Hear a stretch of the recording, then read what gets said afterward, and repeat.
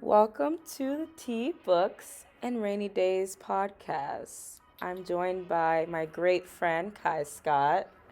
Hey, how y'all doing? And today we'll be discussing how your reading taste grows up with you. Me and Kai have just recently turned 18 years old. Woot woot. And it's hard. Yeah, it'd be like that sometimes. And if you want to hear more of this amazing book talk content, please subscribe and hit that bell notification. So, Kai, how are you doing this lovely afternoon? I'm doing absolutely wonderful. I'm doing great. That's great. That's great. How are you doing? I'm okay. I twisted my ankle. Yeah, So, I know I was there. yeah, they were there when I twisted my ankle. Yeah, I was. It's all good in the hood. Oh my God. But it wasn't good in the hood. No, it wasn't actually. So, we're both 18 now. Both off to college very soon. I myself am in a advanced placement literature class right now. And you yourself. Yes, me, myself, and I, Beyonce. And I am taking, some higher level courses that require quote unquote higher level literacies. Yes, ma'am. So I've read so far Hamlet, which I've already read before, Frankenstein by Mary Shelley, amazing title. I just finished The Portrait of Dorian Gray, and now I'm on The Importance of Being Earnest, which are both wild pieces. I love The Importance of Being Earnest. It's a great play, and I did get to read for Lady Bracknell in class last week. Oh my God, yay! Yes, that was really fun. Miss Halling remembered. She said, "You want to be Lady Bracknell." And I was like, I said that 3 weeks ago. I did say that 3 weeks ago. I was like, I want to be Lady Bracknell again because Queen. Mr. Worthing. Yeah. Yeah. So, those are all books that everybody says, oh, you have to read before, you're 25, or, you're going to read this when you get into, your general education class, or, when you're in this lecture hall or whatever. Mm-hmm. And, oh, my God, it's so great. The books everybody says, they're classics and you have to read. Pride and Prejudice and, War and Peace and stuff and all these, Classics. old titles that they're like, oh, you have to read. Yeah. Some people just don't mesh well with it. My mom just doesn't feel Shakespeare. She's a really, really avid reader, but she just doesn't like Shakespeare like that. Yeah, I understand that because, Shakespeare is a different type of English that people are not necessarily used to in regular life because English has evolved and changed so much since the 1500s. So it's understandable that some people would be frustrated when trying to read his work and then give up in the middle because they don't understand a lot of what they're reading. Yeah. Rather than, taking the time to, try and understand it. Because, that's one of the things that I actually enjoy about reading Shakespeare is that whenever you're reading it, you still have to sort of, it's sort of like a puzzle that you have to figure out. And I like puzzles, so there's that. But, I like puzzles. I like puzzles. So but when you get it, you get it. Yeah, exactly. Oh, he's smooth. And as you keep reading, you get better at understanding it. So then it's sort of almost second nature whenever it comes to interpreting what he's actually meaning through his pieces. Yeah, I love Hamlet because I think it's funny underneath everything, all of the tropes and stuff. And same with Oscar Wilde. Oh, yeah. He had that, Victorian, slang and, way of talking. But you could tell he was obviously making fun of the people he lived around, even though he was one of them. Yep.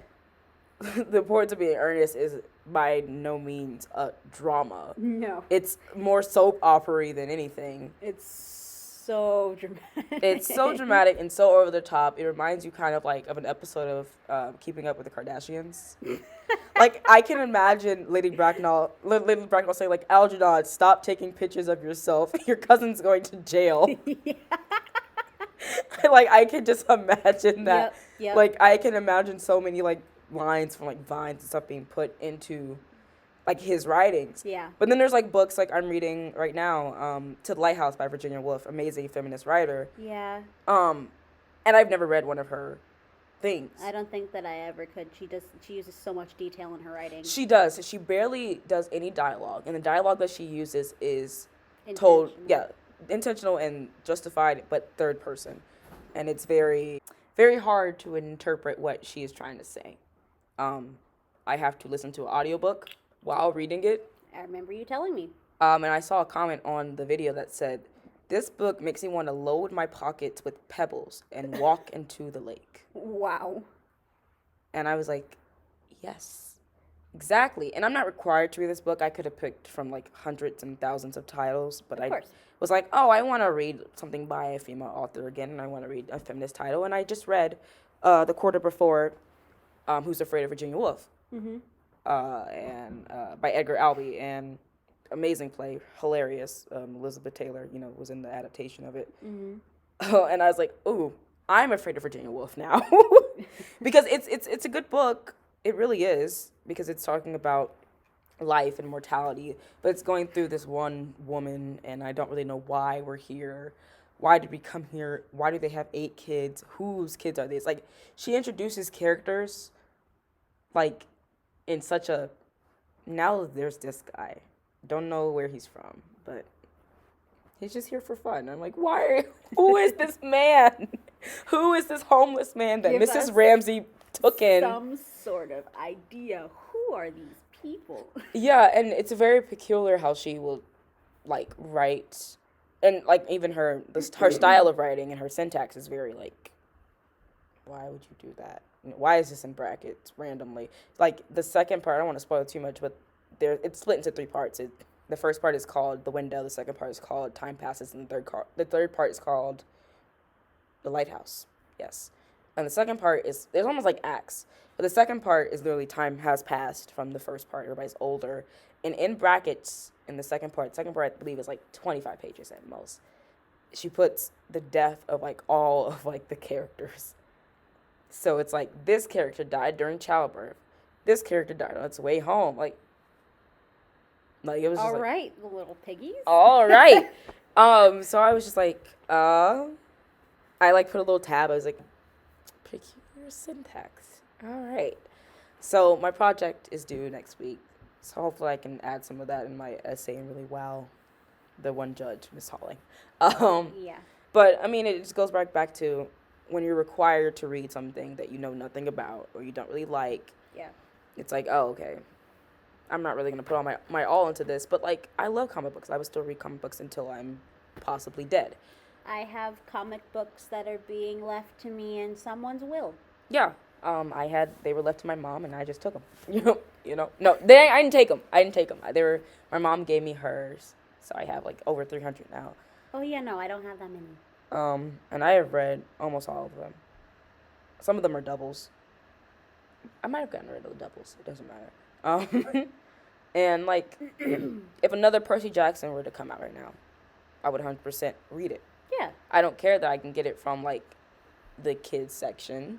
Because technically, like, books like Percy Jackson and Harry Potter are children's books. The text is just real big. Yeah. And we did read them. We read them as kids. Absolutely. I read Harry Potter so much. Yeah, a lot. I reread The Prisoner of Azkaban 3 times. I love, the first book has always been my favorite book. Also, I don't understand why in America we can't just have the Philosopher's Stone. Why is it so hard for Americans to spell philosopher? Or like interpret what a philosopher is? Yeah. They're like not magical enough. Sorcerers. It had to be slightly adjusted because of some of the language. I want to know what the language was. Me too. My aunt read the original. She said she read the first book back in like late 90s before the movie came out. She saw the movie opening night. 1998. Yes. Fun fact, when the Battle of Hogwarts happened. Anyways. Yes. So everything's canonically not canonical. Canonically not canonical.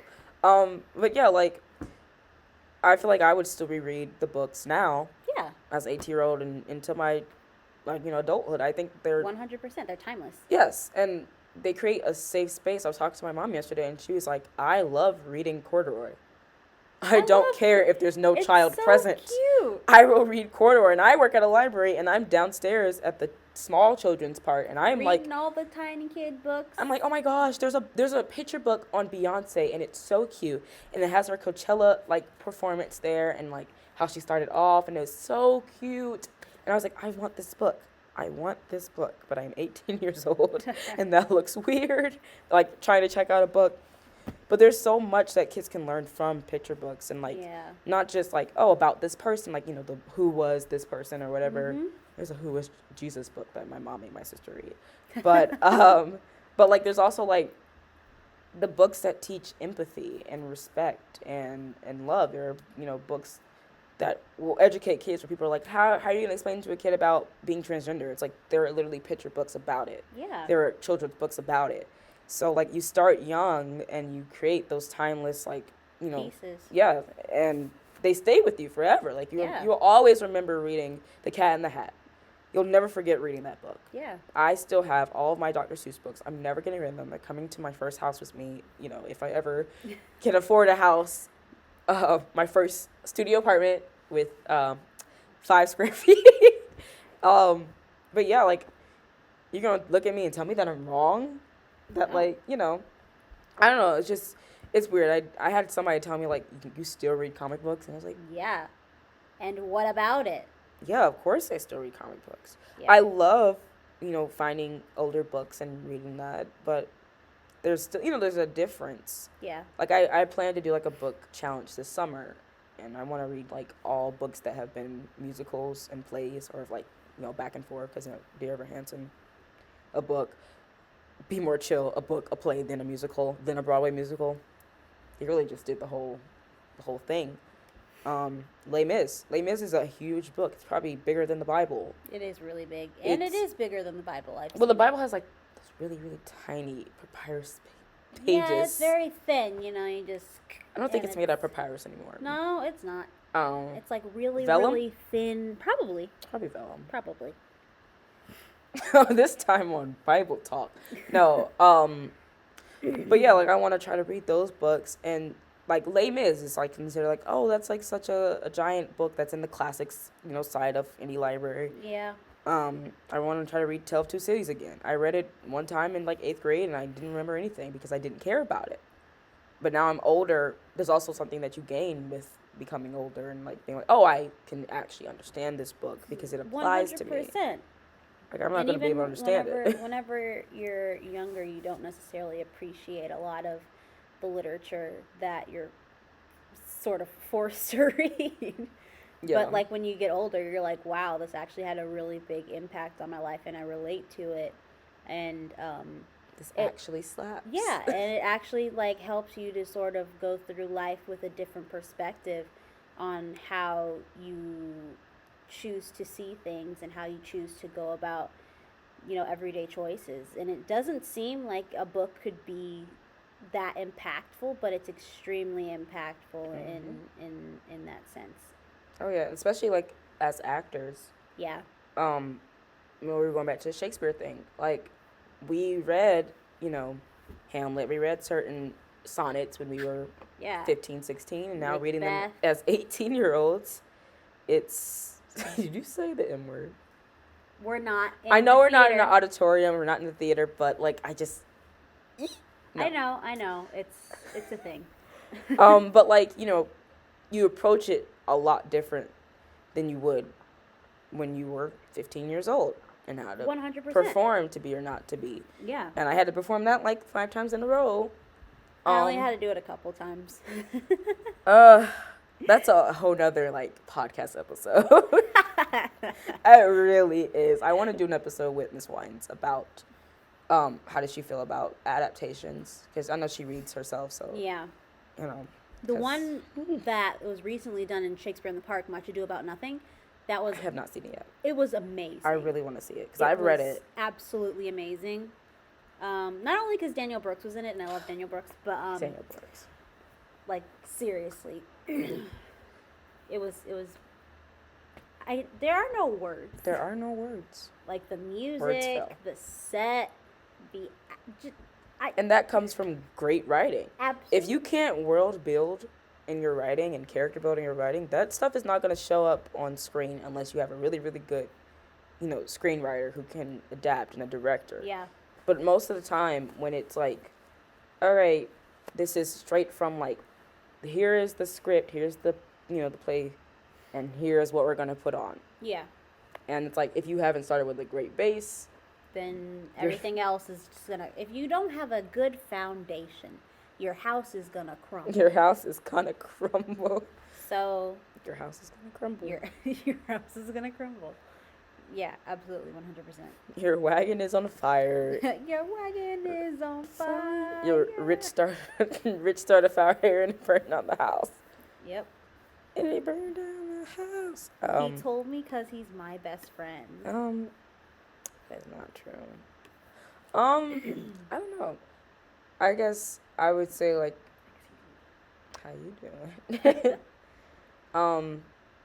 With like respect to like, because you have a younger brother. Yeah, I do. And is he much of a reader? And a younger sister as well. My brother loves to read. He loves to. That's good. He doesn't necessarily know how to, but he loves to look at the pictures and he loves to go through. That's something. And just like flip through the books. And he loves whenever at night my mom always reads to him and he chooses a book off the shelf.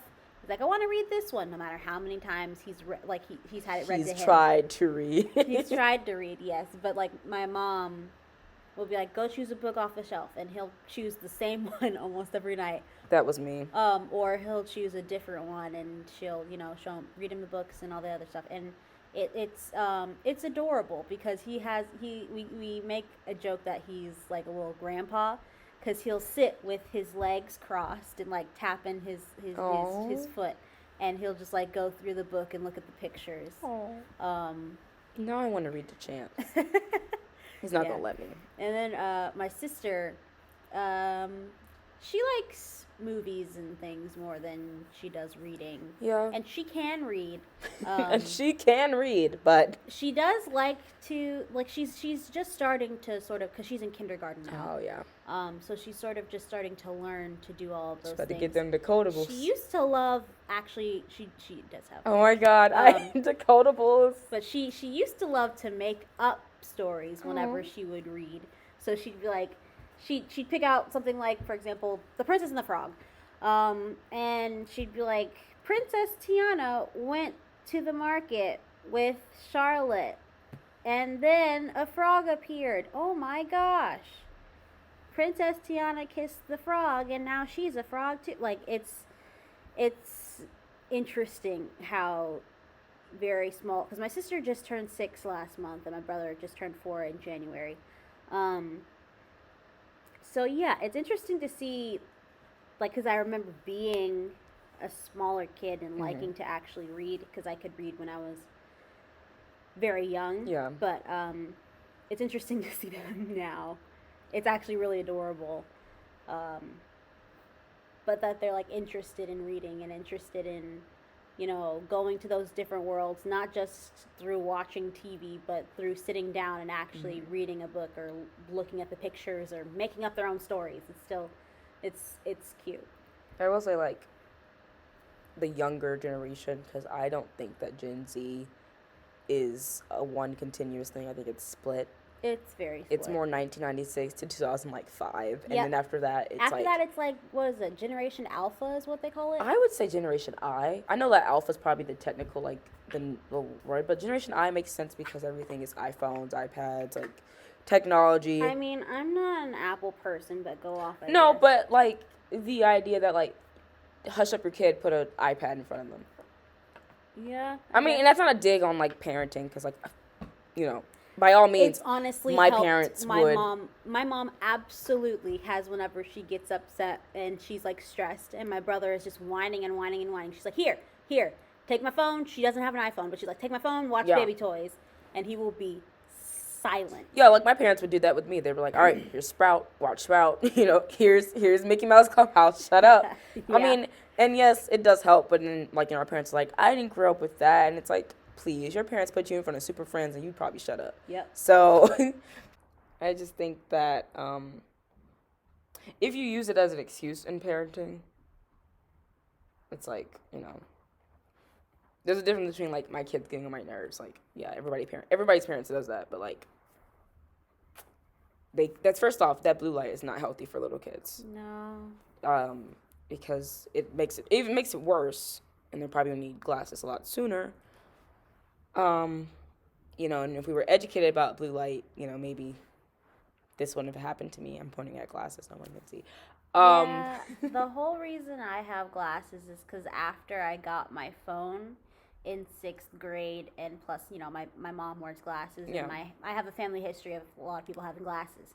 But after I got my phone, I played a lot of games. I watched a lot of Netflix and stuff. So Like, you're like this? I was very close to my phone, especially since I wasn't allowed to get one until I was 12, and my then best friend had gotten her first phone at like 2nd grade. Mm-hmm. So I was very excited, and then later that year I had to get my first pair of glasses.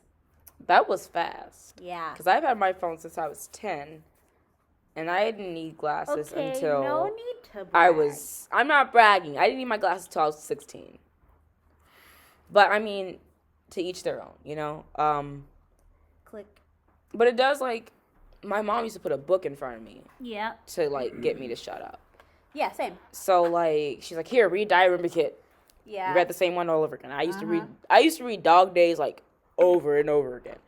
I used to beg for the new ones. Oh yeah, every time they came out, and every Scholastic year, like, book fair and stuff. Yep, I miss book fairs so I miss much. book fair so much, and I hate that they stop after middle school because a lot of kids. So many high school students would be into a book fair. They also don't understand how hard it is for kids to have access to books outside of school that they would like to keep. Yeah. And so, like, having, like, a little library where you come in, you bring one, you take one, and because, like, the library is great and all, but some people are afraid to ask, some people are afraid to go. But the Scholastic Book Fair. Many kids don't want to make the trek up to the media center. Yeah, that's true. I know I don't sometimes. Yeah. We have 3 floors at our school, so you do the math, how many stairs we gotta go up. Yeah. But I think it's just another resource. Our librarian, our media coordinator, Miss Segura, she tries so hard to bring people in. Oh, I know. So, yeah. And there's books that, are still advertised towards younger kids in our, high school library. So it just goes to show you that people are still interested in those things as well. But yeah, I think this is a really good discussion, and it should be talked about more. Yeah. Do you want to tell the audience what you're reading right now at this time? Any book that you've read in the last few months that really... I am currently reading a book called Sing. I've been working on it for a while because I've had a lot of stuff to do throughout the school year, and but it's about like this young singer who has like it's sort of like a romance novel, which it's like a teen novel, but the singer is broken up with by her boyfriend, so she decides to go with her 2 best friends on a vacation to like a small island so she can get away for a little bit before her tour. Mm-hmm. And then like she meets a guy, and of course, it's a teen thing to be like, oh my gosh, he's so cute, and I'm like a huge superstar, and I don't want to mess with his small town life and stuff. So so she has to sort of choose between whether she wants to stay with him or go on tour, while also making an entire new album. That's a lot. Because her other album was dedicated to her boyfriend who dumped her. So not great. Yeah, not great, but it's a good book so far. That's I'm good. I'm almost finished with it. That's good. But yeah, that's what I am reading currently. And I have another book in the queue after that. Cool. I have just finished. Well, I finished back in like January. The 3rd installment of Rainbow Rowell's Carry On series, almost the sequel to the prequel of Fangirl. So the sequel to Carry On is Wayward Son. And literally you can sing Carry On My Wayward Son. That's funny. Yeah. Really, really good. If you know the series about Simon and Baz, a mage, which is a wizard, and a vampire who's also a mage. It's a spoof on Harry Potter, but the fun thing is it's a fan fiction of an actual story in a fictional story. So it's really fun, and half the time when I read it, I'm like, is this the actual story that's in the fictional story, or is this the fan fiction of the fictional story in the fictional story? But it's so good, and by the way it ended, I know there's going to be another book. I love Rainbow Rowell. She's amazing. She's great. Her writing style is amazing, and she gives LGBTQ and POC characters a fighting chance. So We love that. we love that. We love to hear it. Rainbow, keep doing what you're doing. All right. If you want to hear more of this, please subscribe, hit the bell to get all notifications, and yeah, Thanks for having me. you're welcome. Thanks for talking. Yeah. I don't know what else to say. Okay, bye. Bye.